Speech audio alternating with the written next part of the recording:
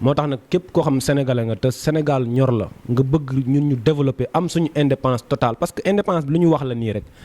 am suñu indépendance totale jàpp naa ni war ngaa jóg xeex ngir au moins Ousmane Sonko am droit présenté wu Sénégalais yi tànn ko wala ñu bañ koo tànn mais pas ñu koy éliminer nii élimination yoo xam ne teguwut fenn ci yoon loolu man d'accord ma te Sénégalais war nañoo yeewaat gëstuwaat suñu diggante ak France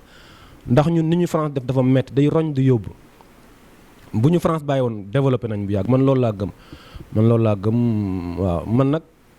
bu may wax ñu bëri dañ naa ma yow nag ngay nekk ci pouvoir ba pare di attaquer wala yu demee noonu waaye nit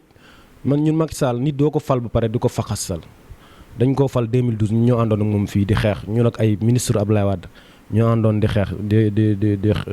ñoo doon xeexal Macky Sall contre ay ministre ak ay conseillers ak yooyu yoo xam Abdoulaye Wade ñoo leen fal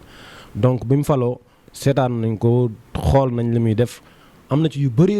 yoo xam ne d'accorduñ ci ni mu koy doxale te saa bu nekk namit